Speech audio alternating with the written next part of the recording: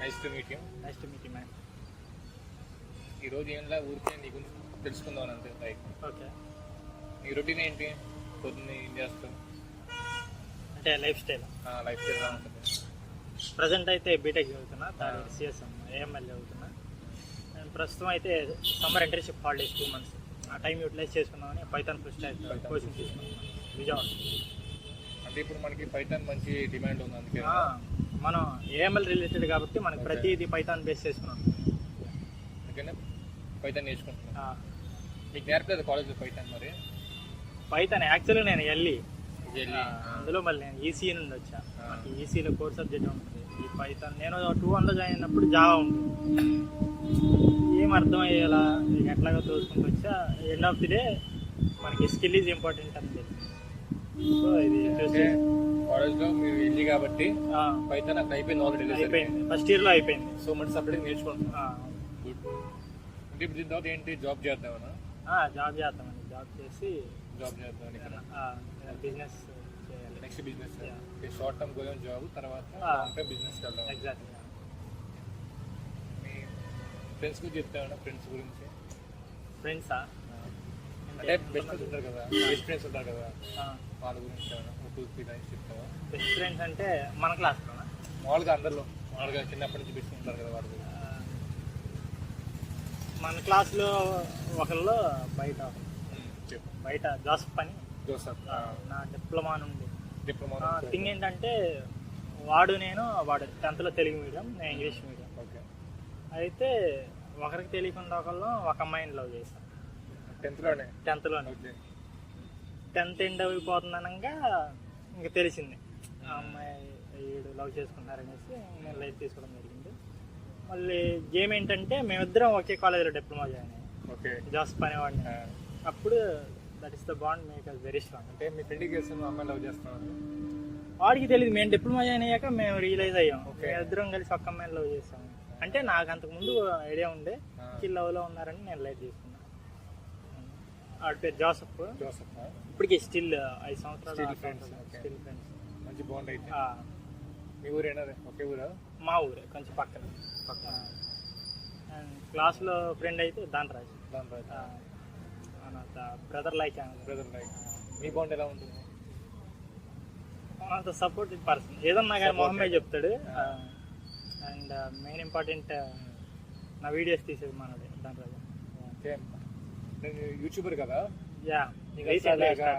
ఎలా వచ్చిన తోట ఎలాగంటే నేను కూడా ఒక ఛానల్ స్టార్ట్ చేయాలి, అది కూడా మెయిన్గా కార్స్ మీద చేయాలి. ఎలా వచ్చిన తోట? అది యాక్చువల్గా ఏంటంటే నాకు కార్స్ అయినా బైక్స్ అయినా స్పీడ్ చాలా ఇష్టం, థ్రిల్.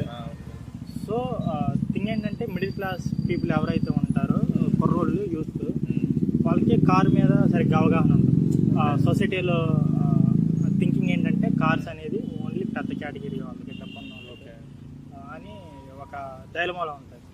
నేను నా చిన్న ప్రయత్నం ఏంటంటే ప్రతి ఒక్క కారు, అది షిఫ్ట్ కార్ నుంచి బెంచ్ దాకా ప్రతిదీ ఎక్స్ప్లోర్ చేసి మిడిల్ క్లాస్ పీపుల్కి ఎలా చెప్పాలనేది నాకంటే ఎక్స్ప్లెయిన్ చేస్తాను. ఫ్రాంక్గా ఈ కార్లో ఇది ఉంది, ఇది లేదు, సేఫ్టీ రేటింగ్ ఇది అని వాళ్ళకి చెప్తాను క్లియర్ కట్గా. అంటే ఇప్పుడు అడుగుతున్నాం తప్పకుండా, మాకు ఇప్పుడు చాలా మంది రివ్యూలు ఉండే కార్ల మీద చేస్తారు. వాళ్ళకి దానికి నీ దానికి ఏంటి డిఫరెన్స్? యూనిక్ ఏంటంటే అదే చెప్పట్లా, మనం ఒక మిడిల్ క్లాస్ మెంటాలిటీకి వెళ్ళి వాళ్ళకి చెప్పగలం. ఇప్పుడు మన ఇప్పుడు ఎలాగంటే శ్రీ చైతన్య నారాయణలో చదివినోడికి వే ఆఫ్ టాకింగ్ ఒకటి ఉంటుంది, అచ్చం గవర్నమెంట్ బండి నుండి వచ్చినోడికి వే ఆఫ్ టాకింగ్ ఒకటి ఉంటుంది. అంటే మిడిల్ క్లాస్ పీపుల్కి, లోవర్ క్లాస్ పీపుల్కి, అంటే ఆ పూర్ పీపుల్కి మనం కార్ల గురించి చెప్పాలి. అదే మెయిన్ థీమ్. కార్లు హాబీస్ ఎలా ఉంటాయి? హాబీస్ మెయిన్ హాబీ ఒకటి వచ్చేసి ఏంటంటే మ్యూజిక్ ఇన్స్ట్రుమెంట్. చర్చ్కి వెళ్తా, తబలా, డోలక్ అలాంటి మ్యూజిక్ ఇన్స్ట్రుమెంట్ బాగా ప్లే చేస్తాను, అదొకటి. అండ్ రీసెంట్గా స్టార్ట్ చేసాను యూట్యూబ్. లైక్ మీ కాలేజ్ గురించి చెప్తారేమన్నా? అంటే నాకు బీటెక్ కాలేజ్ యాక్చువల్లీ ఎల్బిఆర్సి మా college, that was the dream college to me. ఇప్పుడు చిన్నప్పటి నుండి దానికి ఫౌండేషన్ వేసే కాడ నుండి ఆ కాలేజీలో చదవాలని ప్యాషన్ ఉండే నాకు. చాలామందికి ఎంసెట్ సీట్ వచ్చింది, ఈసెట్ సీట్ వచ్చిందని వస్తారు. నాకు దాని మీద ప్యాషన్తో నేను జాయిన్ అవ్వను.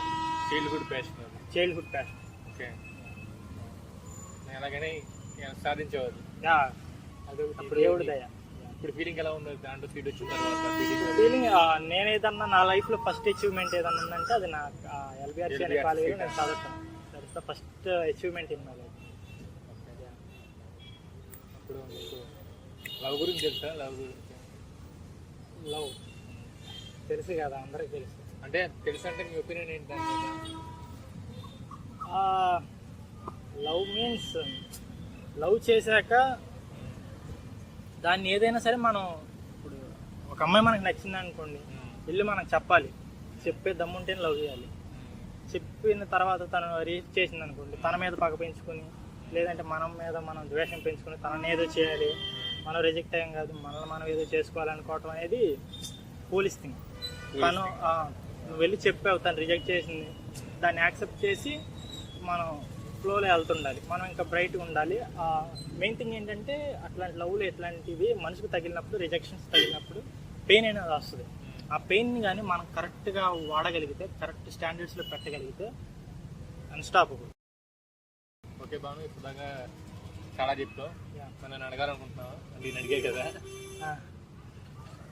నిన్ను అడగాలి అనుకుంటే ఈ పోడ్కాస్ట్ చేయటానికి మెయిన్ కారణం యాక్చువల్గా ఇది పోడ్కాస్ట్ కాదు, ఇది లైక్ నా మెమరీ కోసం.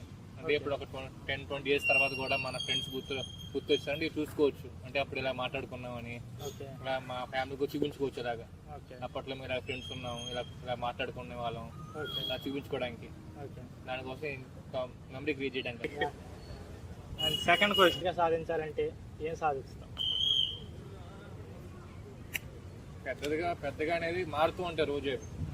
మనకి పర్ఫెక్ట్గా ఒకటి పెట్టుకున్నాం అనుకో, మన టైం వచ్చేసరికి అది చిన్నదైపోద్ది. ఇప్పుడు మన చిన్నప్పుడు ఉంది ఎవరికైనా ఏంటంటే ఒక మంచిగా కార్ కొనుక్కోవాలని, ఒక అంబాసిడర్ కార్ కొనుక్కోవాలి ఉండేది చాలా మందికి. ఈ టైం వచ్చేసరికి అది మారిపోయింది, అలాగే బెంచ్కి వెళ్తారు. ఇంకా అలా ఇంకా మన టైం వచ్చేసరికి ఇంకా పెద్ద ఉంటుంది. సో పెద్దగా అనేది మారుతుంటుంది టైం బట్టి. షార్ట్ టర్మ్ గోల్స్ పెట్టుకోవడం మంచిది. పెద్దగా చెప్పలేము, మనం ఏం చెప్పలేము, మారుతూ ఉంటుంది టైం బట్టి. అంటే మారుస్తానంట. మనం ఇంకా ఫైనల్గా ఒక విషయం అడుగుతాను. ఇప్పుడు నాకు ఏంటంటే ఒక భానుకి వేరే వాళ్ళకి సపరేట్గా అంటే ఫస్ట్ ఏం గుర్తొస్తుంది యూనిక్ క్యారెక్టర్ భాను అంటే? నేను చెప్పాలా? The dare. ఇంకా అంటే ఇంకెప్పుడు భాను అనే పేరు గుర్తొచ్చినా కానీ డేర్ అని వస్తుంది. యూనిక్ క్యారెక్టర్ డేర్ అని. ద పెయిన్ని ఒక ఎట్లాగంటే దాన్ని పెట్టే తీరులో పెట్టగలడు భాను. దేనికి దడవడు. ఇది ఒక ఫెయిల్యూర్ వచ్చిందనేసి కుంగిపోవటం, ఏదన్నా రిజెక్షన్స్ వచ్చిందనేది ఆగిపోవటం అనేది ఉండదు. Unstoppable. Thank you Bhanu. Thank you.